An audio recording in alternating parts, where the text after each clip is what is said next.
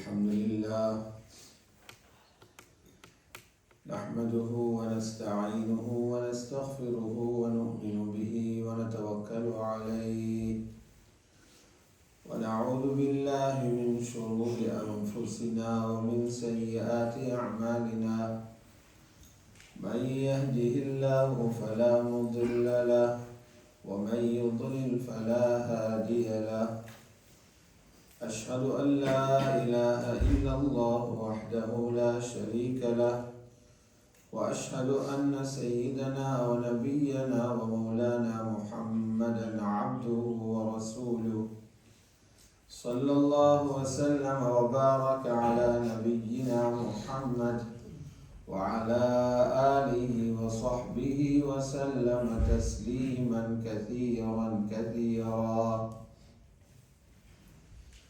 أما بعد فيقول الله سبحانه وتعالى: أعوذ بالله من الشيطان الرجيم بسم الله الرحمن الرحيم ويا قوم استغفروا ربكم ثم توبوا إليه يرسل السماء عليكم مدرارا ويزدكم قوة إلى قوتكم ولا تتولوا مجرمين. وقال الله سبحانه وتعالى: قد أفلح من تزكى وذكر اسم ربه فصلى. صدق الله العظيم. وقال رسول الله صلى الله عليه وسلم: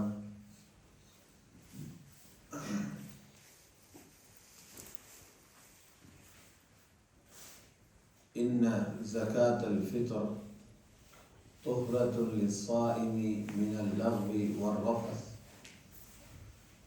وقال عليه الصلاة والسلام أيضا: من لزم الاستغفار جعل الله له من كل ضيق مخرجا ومن كل هم فرجا ورزقه من حيث لا يحتسب أو كما قال عليه الصلاة والسلام. எல்லா புகழும் புகழ்ச்சியும் அகிலத்தை படைத்து பரிபாலிக்கும் ஏகவல்லோன் அல்லாஹ் ஜல்ல ஜலாலுஹுக்கே உரித்தாகும். ஸலவாத்தும் ஸலாமும் எமது உயிரிலும் இனிய சய்யிதுனா முஹம்மது ஸல்லல்லாஹு அலைஹி வஸல்லம் அன்னவர்கள் மீதும் அவர்களது குடும்பத்தார்கள், பரிசுத்த மனைவிமார்கள், உத்தம சஹாபாக்கள், தாபிஊன்கள், தபூ தாபிஈன்கள் மற்றும் முஃமினான ஆண்கள் பெண்கள் அனைவர்கள் மீதும் என்றென்றும் உண்டாகட்டும். கண்ணியத்துக்குரிய அல்லாஹ்வுடைய நல்லடியார்களே, தக்வாவை மையமாக வைத்து எங்களுக்கு அனுப்பப்பட்டுள்ள இந்த ரமலானுடைய மாதத்தில் அல்லாஹ்வுடைய கட்டளைகளை எடுத்து நடந்து அவனால் விளக்கப்பட்ட எல்லா விதமான பாவங்கள் இருந்தும் விலகி தவிர்த்து நடந்து கொள்ளும்படியும் தக்வாவை கொண்டு வசியத்தை செய்து கொள்கின்றேன். அல்லாஹ்வுடைய நல்லடியார்களே, இந்த வார ஜும்ஆ வெள்ளிக்கிழமை தினம் இந்த வருடத்தின் ரமலானில் வரக்கூடிய இறுதி வெள்ளிக்கிழமையாகும். இதற்கு பிறகு வரக்கூடிய ரமலானில் அந்த ரமலானை சந்திப்போமா என்கிறதே ஒரு கேள்வி. அதிலே ஒரு வெள்ளியை சந்திப்போமா என்பது இன்னொரு கேள்வி. யாரெல்லாம் உலகத்திலே வாழ்ந்துவிட்டு மௌத்தாகி போனார்களோ அவர்கள் எல்லோரும் உண்ட நினைச்சாங்க, எங்களுக்கு மன்னிப்பு கேட்கறதுக்கு, தௌபாவும் இஸ்திக்ஃபாரும் செய்கிறதுக்கு இன்னும் நிறைய காலம் இருக்குது என்று நினைத்தவர்கள் தான் மௌத்தா போனாங்க. பல பேரும் அப்படி நினைத்தார்கள். இன்னும் முன்னால காலம் இருக்குது, முன்னால் உள்ள காலத்தில் இஸ்திக்ஃபார் செய்வோம், முன்னால் உள்ள காலத்தில் தௌபா செய்வோம் என்று முன்னாலேன்னு நகர்த்திட்டே போனாங்க. மௌத்து வருகிற வரைக்கும் அவர்களுக்கு தெரியாமல் இருந்துச்சு. இது பொதுவாக மரணித்து சென்ற மையவாடியில் வாழுகின்ற அந்த மனிதர்களுக்கு நேர்ந்த ஒரு நிலைமை.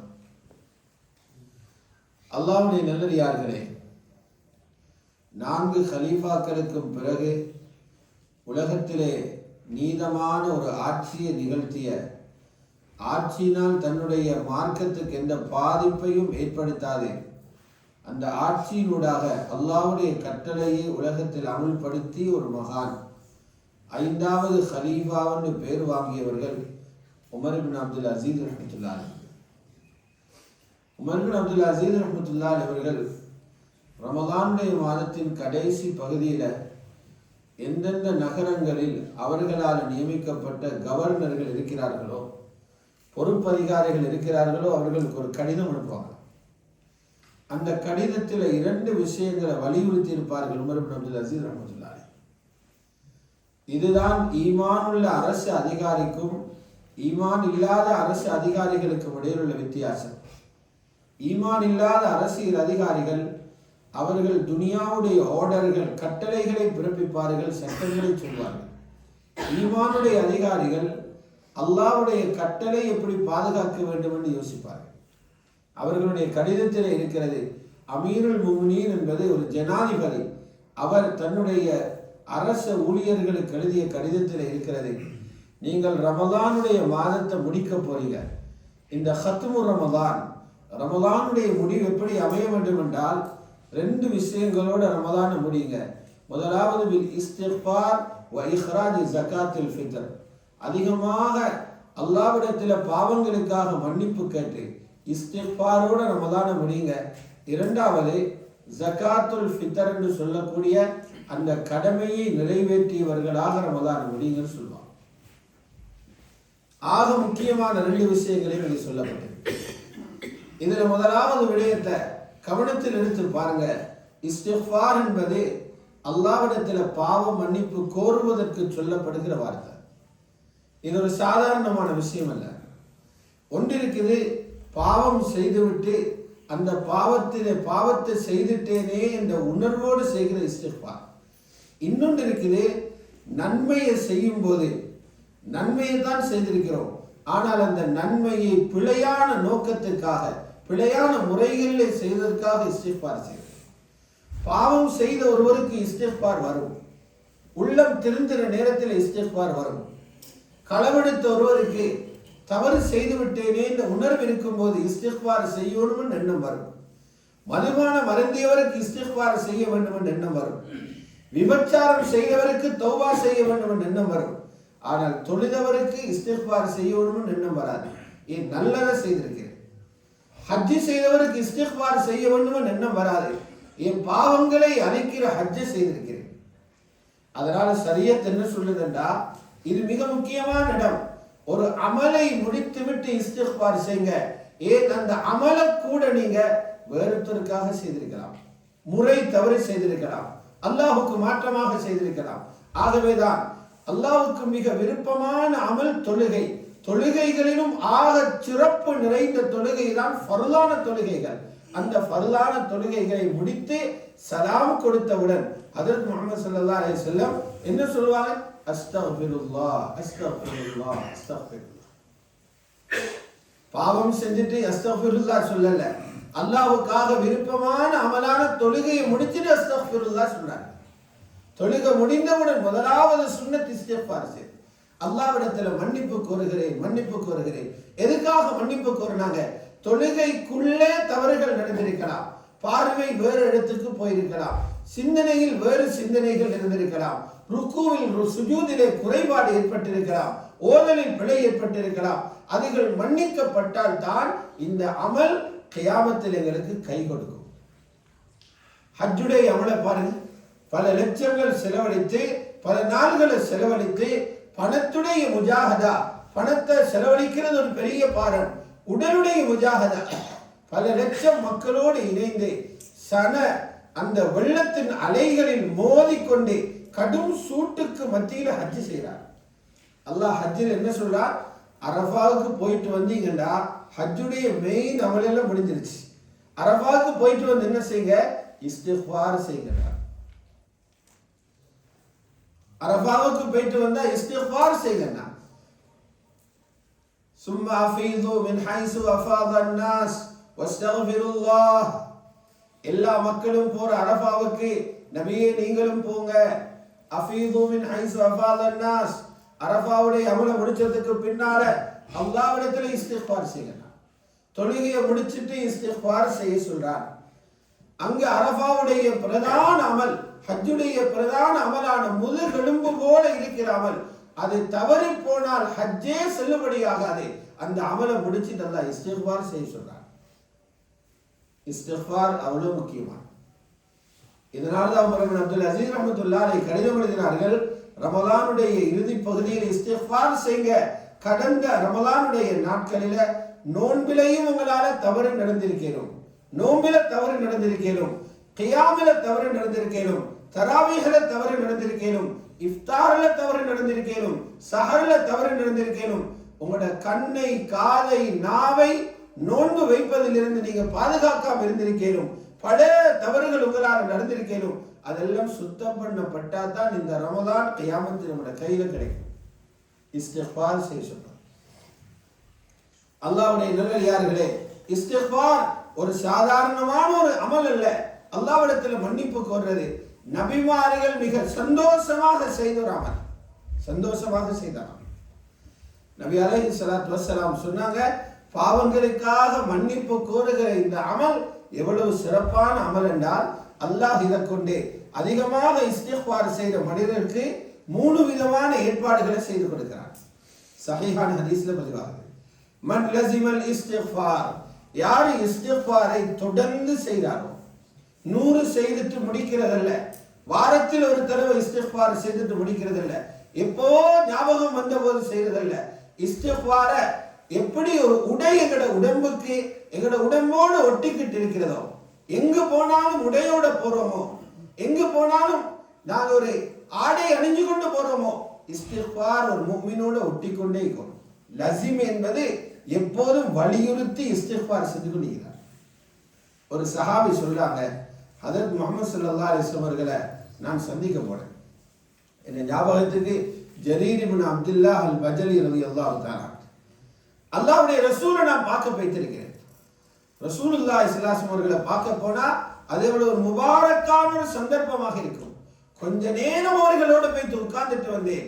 அந்த கொஞ்ச நேரத்துக்குள்ள எங்களோட கதைச்சி 30 தடவைக்கு மேல ரப்பிக்ஃபிர்லி ரப்பிக்ஃபிர்லி, என்ன மன்னிச்சிரு என்ன மன்னிச்சிருன்னு சொல்லிக்கிட்டு இருந்தாங்க. பாவமே இல்லாத ரசூலுல்லாஹி ஸல்லல்லாஹு அலைஹி வஸல்லம் அவர்கள் அப்படியே தப்பியாவது பாவம் நடந்தா அந்த பாவம் பதிவாகாது, உங்களோட பாவங்களை மன்னித்து விட்டோம், வவதஅனா அன்க விஸ்ரக், உங்களோட பட்டோலையில் ஒரு பாவத்தையே வச்சில்ல, எல்லாத்தையும் தூக்கிட்டோம் என்று குர்ஆன்ல சொன்ன ரசூலுல்லாஹி ஸல்லல்லாஹு அலைஹி வஸல்லம் ரப்பிக்ஃபிர்லி சொல்றாங்கடா. இஸ்திக்ஃபாருக்குரிய மதிப்பு, பாவ மன்னிப்புக்குரிய மதிப்பு இதான் ஸல்லல்லாஹு அலைஹி வஸல்லம் சொன்னாங்க. இஸ்திக்ஃபாரை யார் தன் வசம் வச்சிருக்கிறாரோ, செய்து கொண்டே இருக்கிறாரோ, வயது போக போக ஒவ்வொரு வயது கூட கூட இஸ்திக்ஃபார் அதிகரிக்கும். 30 வயதில் ஒரு நாளைக்கு 200 இஸ்திக்ஃபார் செய்தவர் 31வது வருடத்தில் 400ஆக மாறணும், 40 வருடத்தில் 500ஆக மாறணும், 50 வருடத்தில் 1000ஆக மாறணும். ஏன்? அல்லாஹ்வுடைய நெருங்கிற காலம், கபரு போற காலம் உறுதி, கசப்போ இனிப்போ அதை ஏற்றுக்கொள்ளத்தான். நபி அலைஹிஸ்ஸலாம் சொன்னாங்க, யார் இஸ்திக்ஃபாரை தொடர்ந்து செய்றாங்களோ 3 விஷயங்கள் நடக்கும். திருமதியில் இந்த ஹதீஸ் இருக்குது, சஹீஹான ஹதீஸ். ஜஅல அல்லாஹு லஹு மின் குல்லி ضيقின் மக்ரஜா, உலகத்தில் அவருக்கு வாழ்றதுக்கு என்னென்ன நெருக்கடிகள் இருக்கிறதோ, எத்தனையோ இடங்களுக்கு முன்னுக்கு போக பார்க்கிறாரு, அவருக்கு தடங்கல்கள் வருகிறது, விரும்புறதொன்றும் சாதிச்சு கொள்ள இல்லாம இருக்குது. இந்த நெருக்கடிகளில் இருந்து வெளியில போறதுக்கு தான் வழிகாட்டுவான். நீங்க இதுல இருந்து எப்படி வெளியில போகணும், இந்த பிரச்சனையிலிருந்து நீங்க எப்படி வழிகாட்டப்படுவீங்க, அல்லாஹ். ஹாஃபிஸ் இப்னு கஸீர் ரஹ்மத்துல்லாஹி அலைஹி அல்லாஹ்வை பயந்து மன்னிப்பு கேட்டுக்கொண்டு இருக்கிற மக்களுடைய சிறப்பை பத்தி எழுதுகிற நேரம் இப்னு கஸீர்ல எழுதுறாங்க, அல்லாஹ் கோபம் வந்து வானத்தை உடைச்சி மக்கள தலையில போட்டாண்டா. பாருங்க, பூமி நடுங்கினா எல்லாரும் ஓடுறாங்க, கடல் வந்தா எல்லாரும் மலைக்கு ஓடுறாங்க, மலை இடிஞ்சா எல்லாரும் கரைக்கு ஓடி வர்றாங்க. வானத்தை உடைச்சி போட்டா எங்க ஓடுறாங்க? வானத்தை தூக்கி போட்டா ஓட இடம் இல்லை, எல்லாரும் மாற்றுறதுதான்.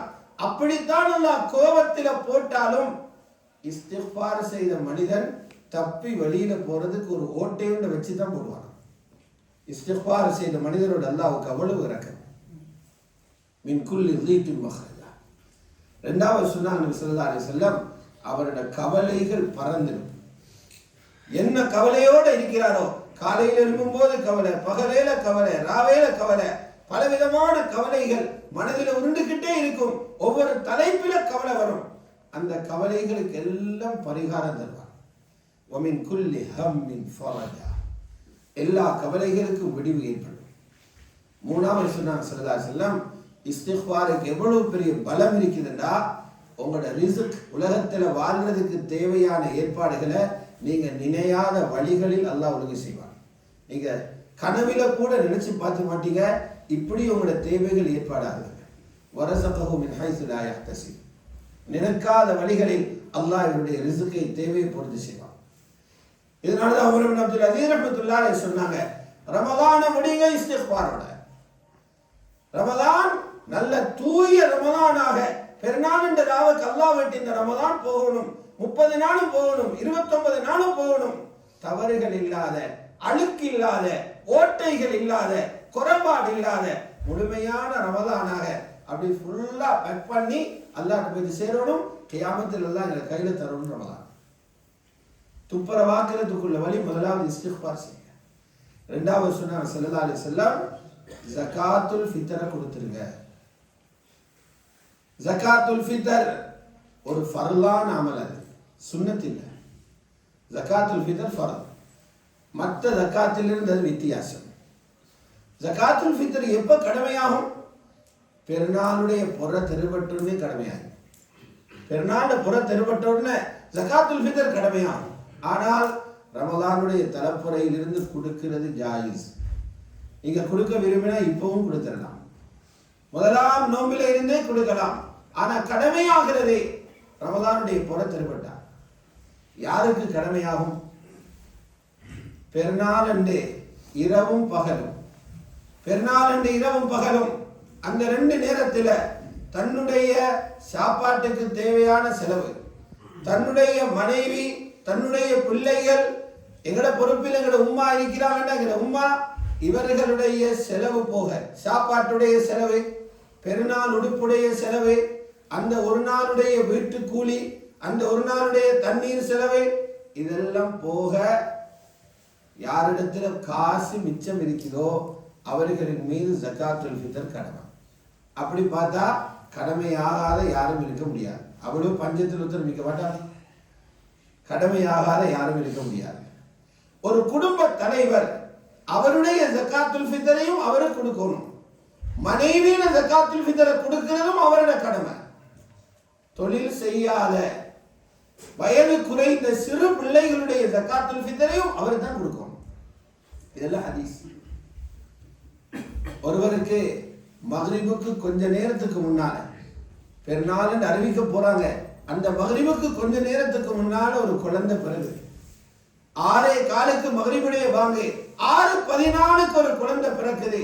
இந்த குழந்தைக்கும் ஜகாத்துல் ஃபித்ர் கடமையாகுது. பாப்பா அதையும் கொடுக்கும். ஹதீஸ்ல தெளிவாக ஜகாத்துல் ஃபித்ர் வருகிறது. என்ன சிறப்பு சொல்லப்பட்டிருக்குது? நோம்பாளியால வீணாக பேசப்பட்ட பேச்சுகள், நோம்பாளி சில வீண் வேலைகளை செய்திருப்பார், அதை துப்புரவுப்படுத்துற சாமன் தான் ஜகாத்துல் ஃபித்ர். துஹ்ரத்துல் லிஸாயிம் மினல் லஹ்வி வர் ரஃபஸ். வீண் பேச்சுகள் பேசுறாரே, மோசமான பேச்சுகளை பேசுறாரே, அதை துப்புரவு பண்ணி கொடுத்துரும் இந்த ஜகாத்துல் ஃபித்ர். அதனால ஜகாத்துல் ஃபித்ர் ஃபர்த். என்ன கொடுக்கணும்? ஜகாத்துல் ஃபித்ர் காசா கொடுக்கலாது. ஜகாத்துல் ஃபித்ர் உணவாக தான் கொடுக்கணும். காசா கொடுக்கிறது செல்லுபடியாகாது. உணவாக கொடுக்கணும். என்ன உணவு கொடுக்கணும்? நீங்க எந்த நாட்டில எதை பிரதானமான சாப்பாடாக, இப்ப நாங்க எங்கட நாட்டு மக்கள் அவங்களோட பிரதான சாப்பாடு சோறு, அப்ப அரிசி கொடுக்கப்படும். நாங்க எந்த தரத்தில என்ன விலையில உள்ள அரிசி சாப்பிடுறோமோ அது கொடுக்கப்படும். அப்ப நாங்க யோசிப்போம், அப்படி உணவா கொடுக்கணும்னா ஏன் 5 பவுன் போட சொல்றாங்க? அதுக்கு என்ன காரணம் என்றா, இங்க ஜகாத்துல் ஃபித்ர் வாங்குறார்கள் இல்லை, பெரும்பாலும் வசதியுள்ள மக்கள் இருக்கிறார். அப்ப அவர்களுடைய ஜகாத்துல் ஃபித்ரை நாங்க வசதி இல்லாத நாடுகளுக்கு அனுப்பி வைக்கணும். அதுக்காகத்தான் எங்களுடைய பிரதிநிதிகளாக நம்பிக்கையின் அடிப்படையில் இங்குள்ள முழு ஜனங்களின் ஜகாத்துல் ஃபித்ரின் பாரத்தை சுமக்கிற பொறுப்புதாரிகளாக பள்ளிவாசல்களின் நிர்வாகிகளை நியமித்து அவர்களுடைய கையில் ஜகாத்துல் ஃபித்ர் ஒப்படைக்கிறோம். உரியவர்களின் கைகளில் சேர்ப்பதே அவர்களுடைய தார்மீக பொறுப்பு, மஸ்ஊலியத். அந்த உணவு பெருநாள் சாப்பாட்டுக்கு முன்னால போயிட்டு சேரணும். பெருநாள் முடிஞ்சு அடுத்த நாள் கொடுக்கிறது இல்ல. ஜகாத்துல் ஃபித்ரை இஸ்லாம் வச்சிருக்கிறதே பெருநாள் பகலுடைய சாப்பாட்டுக்கு. 2 பெருநாளை நல்லா 2 ஏற்பாடு செய்கிறான். மனிதனை சோம்பரை ஆக்காம வச்சுக்கிறான். நோம்பு பெருநாளை வச்சிருக்கிறான், அரிசி தாரம் கறியை நீங்க தேடிக்கோங்க. ஹஜ்ஜி பெருநாள் வச்சிருக்கிறான், கறியை தாரம் அரிசி நீங்க தேடிக்கோங்க. ஒன்றை கொடுக்கிறான், ஒன்றை தேடி சொல்றான். ஆகவே அல்லாஹ்வுடைய நல்லடியார்களே, இந்த ஜகாத்துல் ஃபித்ருடைய கடமை ஒவ்வொருவருக்குமான ஜகாத்துல் ஃபித்ரை கொடுத்து அந்த கடமையிலிருந்து வெளியாகிக் கொள்ளுங்கள். பெருநாளுடைய தொழுகைக்கு பிறகு ஜகாத்துல் ஃபித்ர் கொடுக்கிறது மக்ரூஹ். பெருநாள் முடிந்து அன்று மக்ரிப் வரைக்கும் கொடுக்காமல் இருந்தால் ஹராம் என்ற அந்த குற்றம் வந்துடும். நாங்க இந்த நாட்டில ஒரு எவ்வளவு கொடுக்கணும்? 2.25 கிலோ அரிசி கொடுக்கணும். ஒரு தலைக்கு 2.25 கிலோ. அப்ப இந்த நாட்டில பாஸ்மதி சாப்பிடுறீங்களா? 2.25 கிலோ வாங்குறதுக்கு எத்தனை பவுன் செலவாகும்? அது அனுப்புறதுக்குரிய செலவு எவ்வளவு போகும்? அந்த காசை அப்படியே இலங்கை நாட்டு காசிக்கு மாற்றி அது எவ்வளவுக்கு வருகிறதோ அவ்வளவுக்கும் அரிசி கொடுக்கணும். அங்குள்ள அரிசி 2 கிலோ கொடுத்து சரி வராது. இங்க 2.5 கிலோவுடைய பணத்தை அந்த நாட்டினுடைய பணமாக மாற்றி அது எத்தனை ஆயிரம் வருகிறதோ அவ்வளவுக்கு முழுமையாக அரிசி வாங்கி கொடுக்கப்படும். யாருக்கு கொடுக்கணும்? யாரு ஜகாத் வாங்க தகுதியோ, மிஸ்கீன்கள், ஃபகீர்கள், கடனாளிகள், புதிய முஸ்லிம்கள், இப்படிப்பட்ட மக்களுக்கு அந்த ஜகாத்துல் ஃபித்ர் வாங்கலாம். ஆகவே அல்லாஹ் சுப்ஹானஹு வ தஆலா இந்த ரமலானுடைய மேலான பரக்கத்தினால், ரமலானுடைய உயர்ந்த மேலான பரக்கத்தினால் எல்லா அமல்களையும் சீராக சிறப்பாக செய்து முடிப்பதற்கு அல்லாஹ் தௌஃபீக் செய்ய வேண்டும். இன்னும் ஒரு 3 ஒற்றைப்படையான இரவுகள் குறைந்த அளவு இருக்கிறது. 2 சந்தர்ப்பம் போயிடுச்சு. 21, 23 முடிஞ்சிருச்சு. முன்னால வருகிற இரவு 25, அதுக்கு பின்னால வர இரவு 27, கடைசியாக கிடைக்கிற சந்தர்ப்பம் 29 ஒற்றைப்படையில. ஆனால் முழுமையாக கடைசி 10 பாவிக்கிறவர்களுக்கு தான் லைலத்துல் கத்ர் உறுதியாக அடைந்து கொள்ளலாம். ஆகவே வல்லவன் அல்லாஹ் ஜல்ல ஜலாலுஹு இந்த ரமலானில் முழுமையான எல்லா கூலிகளையும் அடைந்தவர்களாக இந்த ரமலானை முடித்துக் கொள்ள அல்லாஹ் எங்களுக்கு தௌஃபீக் செய்வானாக. யா அல்லாஹ் என்னுடைய பாவங்களை மன்னித்தருள்வாயாக. முழு உம்மத்தும் முஸ்லிமாவுடைய பாவங்களை மன்னித்தருள்வாயாக. உன்னுடைய கட்டளைகளை சரியாக புரிந்து அதனுடைய சட்டங்களை விளங்கி செயற்படுத்தவும் நீ தௌஃபீக் செய்வாயாக. அடுத்த ரமலானையும் சலாமத்துடனும் ஆஃபியத்துடனும் சந்திக்கக்கூடிய பாக்கியத்தை தந்தருள்வாயாக. ரமலானை நாளை மறுமை நாளையிலே வெளிச்சமானதாக சந்தோஷம் தரக்கூடிய ரமலானாக ஒரு பரிசாக உன்னிடமிருந்து இதனை பெற்றுக்கொள்கிற பாக்கியத்தையும் எங்கள் அனைவர்களுக்கும் தந்தருள்வாயாக. முழு உலக முஸ்லிம்களுக்கும் நீ சமாதானத்தையும் அமைதியும் ஏற்படுத்துவாயாக. எந்த நாடுகளிலே பிரச்சனைகள் ஏற்பட்டுக் கொண்டிருக்கிறதோ அங்கு நீ சமாதானத்தை உண்டாக்குவாயாக. உயிர்களையும் உடைமைகளையும் நீ பாதுகாத்துருவாயாக. வஆகிரு தஅவானா அனில் ஹம்துலில்லாஹி ரப்பில் ஆலமீன். அல்ஹம்துலில்லாஹி ரப்பில் ஆலமீன். வஸல்லல்லாஹு வஸல்லம் வபாரக் على نبينا محمد وعلى آله وأصحابه ومن تبعهم بإحسان إلى يوم الدين. أما بعد فيا أيها الإخوان في الله أوصيكم وإياي أولا بتقوى الله وأحثكم على طاعته وأزجركم عن معصيته. إن ديننا دين الإسلام يهدي إلى سبيل الرشاد وشارعه النبي صلى الله عليه وسلم بين ذلك في سيرته الجميلة ولم تبق في قلبه زحرفة الدنيا وهو الذي قال لو كانت الدنيا تعدل عند الله جناح بعوضة ما سقى كافرا منها شربة ماء. رواه الترمذي وغيره بإسناد الحسن. وفي العالم فرقتان تعيشان، فرقة أغرتهم الحياة الدنيا وفرقة أرغبوا في الآخرة وهم الفائزون في الدنيا والآخرة فوزا جزيلا. وكونوا من الفرقة الثانية تدخلوا في الدار السلام فرحا وسرورا ولا تكونوا ممن طغى وأطغى ولا من المغترين المذلين في الدنيا والآخرة. إن أحسن الكلام وأبين النظام وأحكم الأحكام كلام ربنا السلام. والله عز وجل من قائل عظيم وهو أصدق القائلين فأعوذ بالله من الشيطان الرجيم. بسم الله الرحمن الرحيم. قد أفلح من تزكى وذكر اسم ربه فصلى بل تؤثرون الحياة الدنيا والآخرة خير وأبقى. بارك الله لي ولكم بالقرآن العظيم ونفعني بما فيه من الآيات والذكر الحكيم. إنه تعالى جواد كريم ملك قديم بر رؤوف رحيم ورب حليم.